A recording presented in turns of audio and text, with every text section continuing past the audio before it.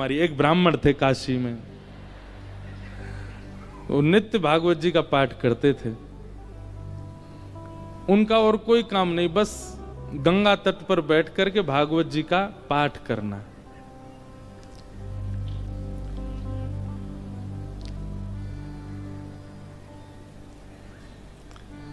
धीमे धीमे उनकी आयु बढ़ने लगी।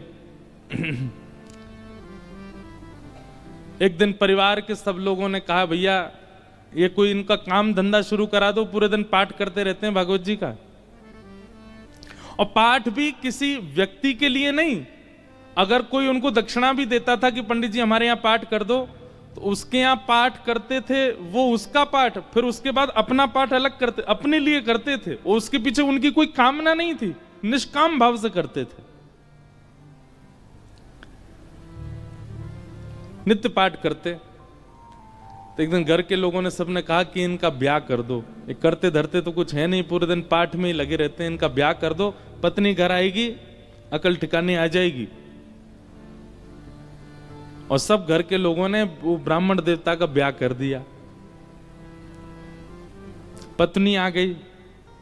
कुछ दिन बाद पत्नी को भी पता लगने लगा कि ये कोई काम धंधा नहीं करते हैं, पूरे दिन केवल भागवत जी का पाठ करते हैं। बहुत प्रयास किया, लेकिन उसके बाद वो भी हार गई कि ये करेंगे नहीं, कहीं काम नहीं कर सकते, ये तो भागवत जी में ही लगे रहेंगे। तो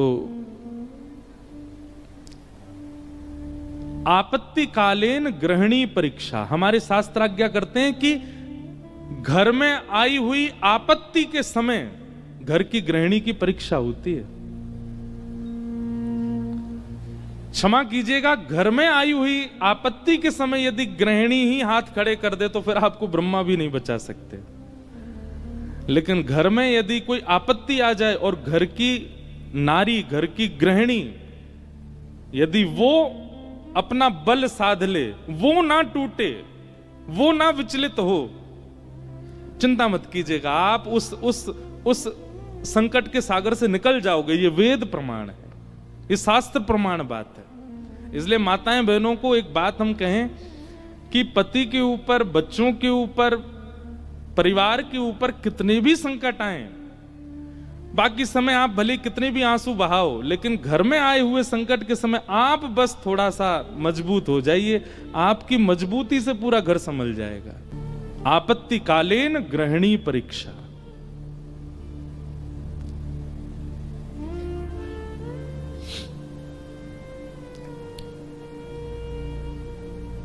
पत्नी ने सोचा कि ये तो कुछ करते नहीं है,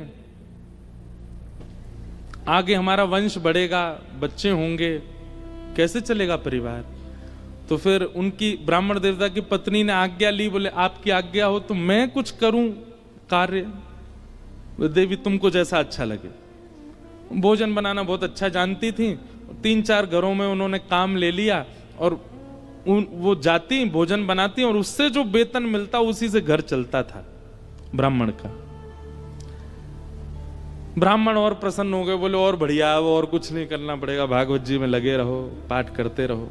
अब इसमें कई लोग ब्राह्मण को कहीं आलसी मत समझिएगा, ये बहुत बहुत बड़ी बात हम आपको बताएंगे, वो अंत में उसका निचोड़ निकल के आएगा।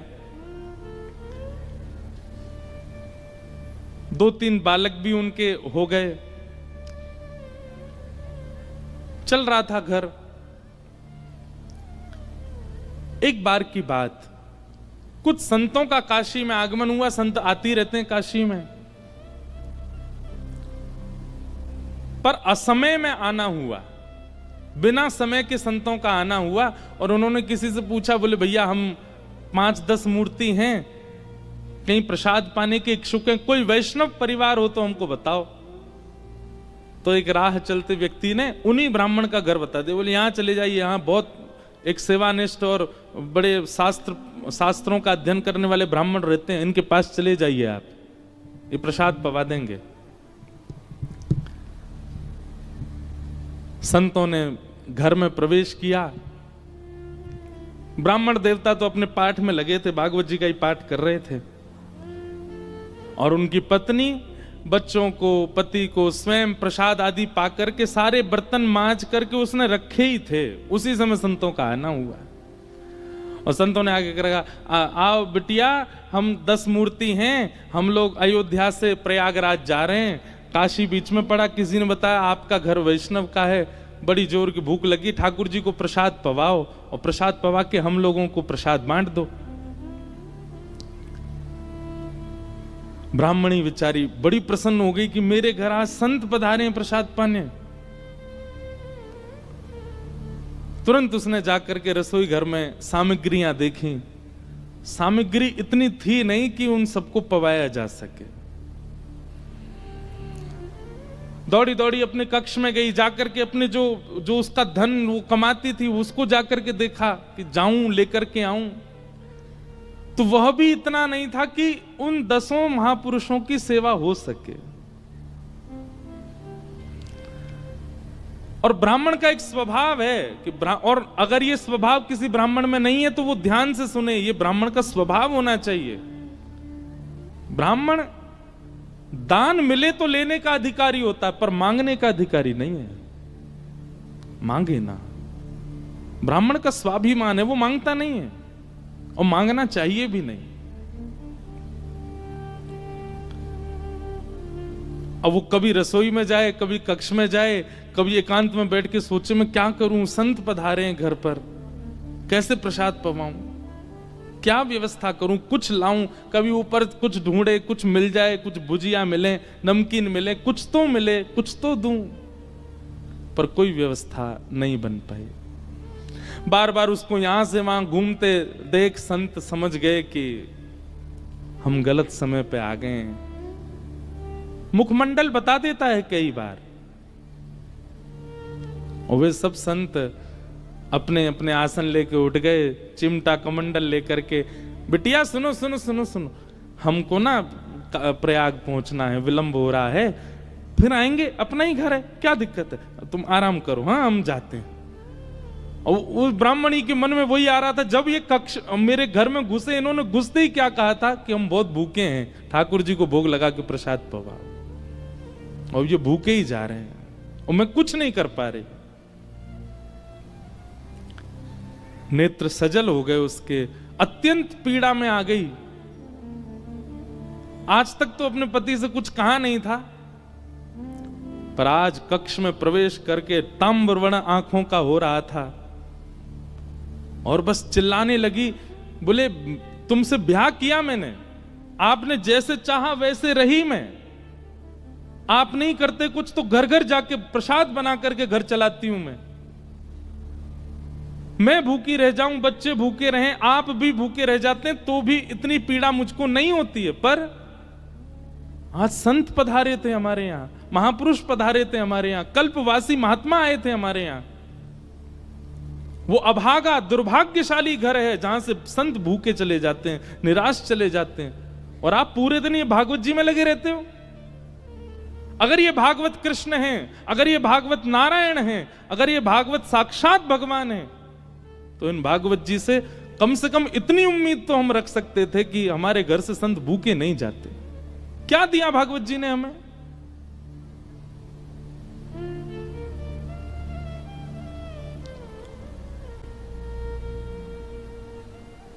ब्राह्मण बोले, देखो तुम मुझे कुछ भी कह लो, पर तुम जानती नहीं हो ये साक्षात कृष्ण हैं।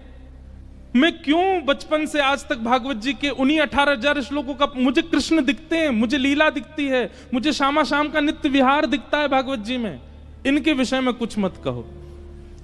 ब्राह्मणी को और गुस्सा आ गया, भागवत जी की पोथी उठा करके और ब्राह्मण की गोद में पटक दी। बोले सुनिए, ये उठाइए भागवत जी और निकलिए, मैं अपना घर चला लूंगी, अपने बच्चों को पाल लूंगी, आप जिस समय भागवत जी को त्यागने का संकल्प ले लें तब लौट करके आइएगा।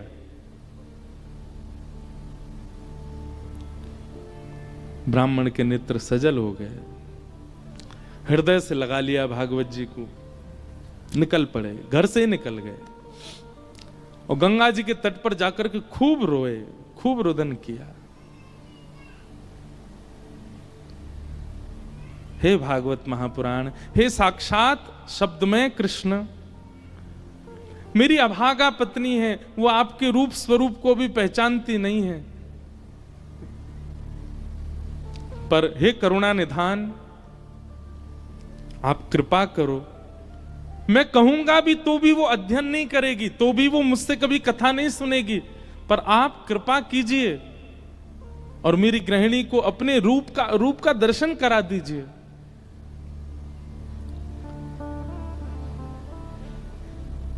प्रबल प्रेम के पाले पड़कर हरि को नियम बदलते देखा, अपना मान टले टल जाए, पर भक्त का मान न टलते देखा। हमारे ब्रज के श्री बिंदु जी महाराज, उनका ये भाव है। प्रबल प्रेम के पाले पड़कर हरि को नियम बदलते देखा, अपना मान टले टल जाए, पर भक्त का मान न टलते देखा। इतने में ही नन्हे से कन्हैया, ऊंची धोती पहनी, घुटने घुटने तक, नीचे के पांव ठाकुर जी के दिखाई दे रहे हैं। उनमें सुंदर सुंदर कड़ूला पहने, कड़ूलान में भी छोटे छोटे घुंघरू लगे हैं। कमर में करधनी पहनी है, करधनी में भी छोटी छोटी घंटी लगी है।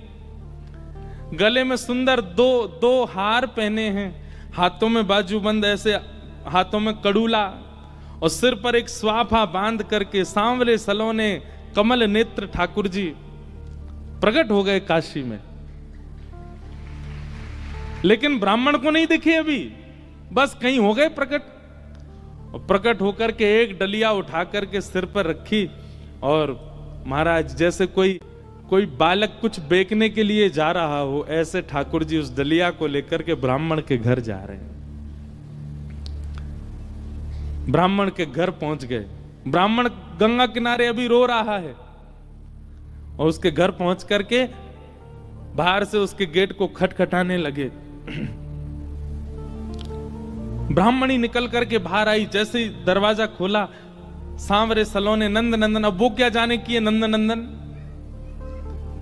बस उसको तो ये दिख रहा था कोई किसी मैया का सुंदर सा बालक है, श्रृंगार करके डोल रहा गली में।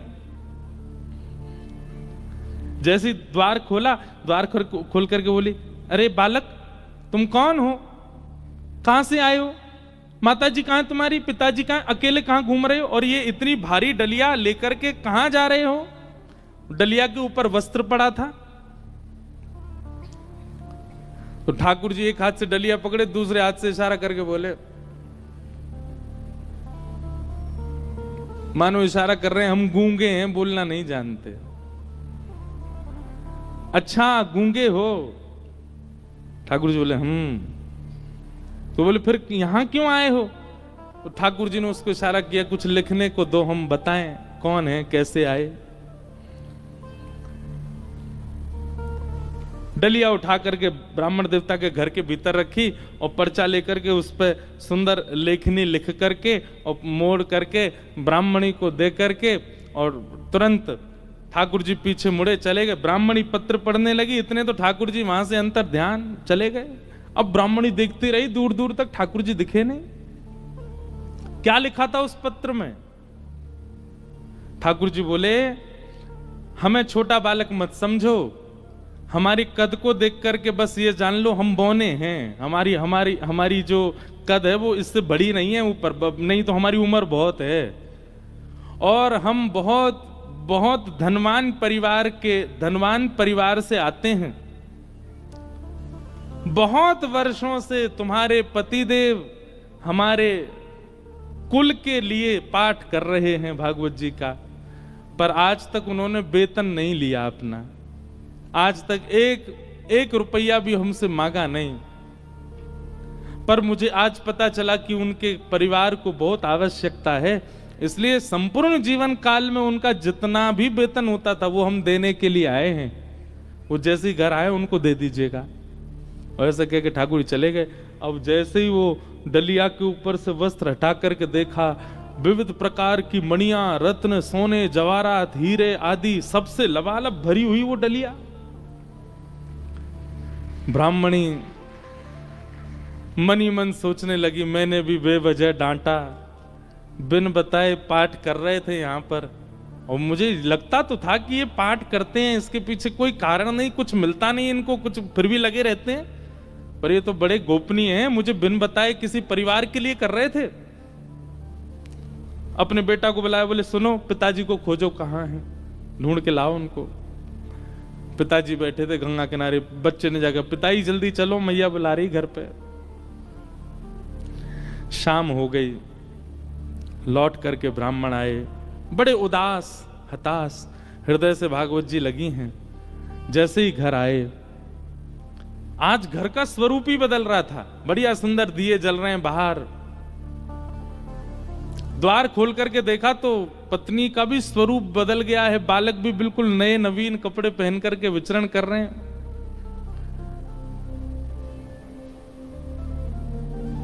जैसे पतिदेव को आते देखा, ब्राह्मणी ने तुरंत आरती की, जल आदि छिड़काव करने लगी, खूब बलियां लेने लगी।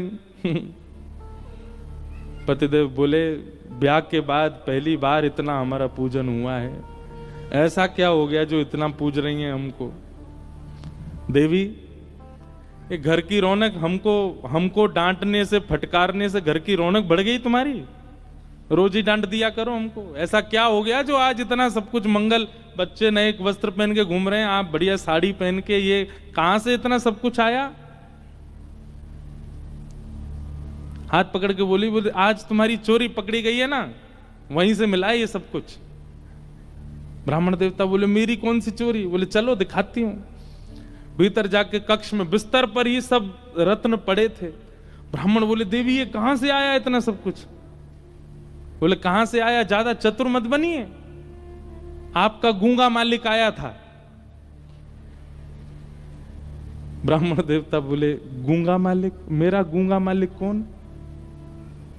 बोले बहुत छोटा सा था, पीली पीली धोती पहनी थी उसने, ऐसी सुंदर स्वापा सिर पर बांध रखा था, ऐसे गदमदरा से उसके हाथ मोटे मोटे से, और इतने सुंदर उसका मुखमंडल, गाल बिल्कुल गुलाबी, आंखें बिल्कुल ऐसे कटाक्ष जैसी, और क्या सुंदर। ब्राह्मण देव बोले, नाम नहीं पूछा? बोले इशारा किया उसने कि मैं गूंगा हूं। वो तुमको कैसे पता फिर मेरा? बोले वो लिख के देके गया। बोले कहां लिखा है, दिखाओ। जैसे ही पृष्ठ पत्र वो उनके ब्राह्मण के हाथ में दिया, अक्षर सब अंतर ध्यान हो चुके थे। देवी यहां तो कुछ भी नहीं लिखा है। ब्राह्मण बोली, दिखाओ। ब्राह्मणी ने देखा तो वहां कुछ भी नहीं था। ब्राह्मणी ब्राह्मण को देखे, ब्राह्मण ब्राह्मणी को देखे, बोले ये हुआ क्या है? ब्राह्मण ने कहा, सही से बताओ रूप कैसा था? बोले श्याम वर्ण था, कमल नेत्र थे, अधर बड़े मधुर थे, हस्तकमल और सर्वांगीण अंग ऐसा था कि मैं अभी तक भी उस छवि को भूल नहीं पा रही हूं। एक अद्भुत सी सुगंधी आ रही थी जब वे आए थे घर पर, और बहुत देर तक तो मैं उनके रूप का ही चिंतन करती रही। ब्राह्मण देव ज्यों ज्यों रूप का वर्णन सुने, त्यों त्यों नेत्रों से आंसू गिरते जाएं। तुरंत भागवत जी को खोला और खोल करके दसम स्कंद के वेणु गीत के श्लोक को उद्धृत करना प्रारंभ किया, और पत्नी से कहा, मैं एक श्लोक में श्लोक की व्याख्या करूंगा, बताना ऐसा ही रूप था क्या? कि वरहा पीड़म नटवर वपु कर्णयो कर्णकारम विभ्रदवासः कनक कपिसं वैजयन्तीं च मालाम् रन्ध्रान् वेणु अधर सुधया पूरयन् गोपवृन्दै वृन्दारण्यं स्वपदरमणं प्राविशद गीत कीर्ति। उन्होंने एक ही कान में कुंडल पहना था, एक ही कान में कन्नेर का पुष्प लगा था। ब्राह्मणी बोली, हाँ हाँ, एक कान में कन्नेर का पुष्प था, गले में 2 स्वर्ण की माल और उसके साथ एक वैजंती माला थी। ब्राह्मणी बोली, हाँ, उनके गले में वैजंती माला भी थी। पीतांबरी ऐसी चमक रही थी मानो सूर्य को भी लज्जा हो जाए। बोले हाँ, ऐसी ही उनकी पीतांबरी थी। नेत्र बंद हो रहे हैं और खुल रहे हैं। ये बंद होना खुलना, इसमें ऐसा लगता था कि मानो जैसे हम कहीं खो जाएंगे, हम कहीं डूब जाएंगे इनके रूप माधुरी में। बोले हाँ, ऐसा ही रूप था। ब्राह्मण तुरंत चरणों में गिर गए। देवी वो कोई और नहीं, साक्षात योगेश्वर कृष्ण आए थे, साक्षात वृंदावन चंद श्री ठाकुर जी आए थे। और वे तुमसे कह के गए कि मैंने बाल्यकाल से उनके घर के लिए पाठ किया। वो इसलिए कह के गए क्योंकि मैंने पाठ निष्काम भाव से किया, आज तक किसी कामना से नहीं किया। और निष्काम पाठ, निष्काम सेवा ठाकुर जी की लगती है, वो ठाकुर जी की ही हो जाती है। मेरे जीवन भर का पाठ का जो भी मूल्य होना चाहिए था, वो मूल्य देने के लिए ठाकुर जी आए थे। जगत मजूरी देत है, क्यों राखे भगवान। ठाकुर जी भी मजदूरी देते हैं सबकी, जो जैसी सेवा करता वैसी मजदूरी मिलती है उसको।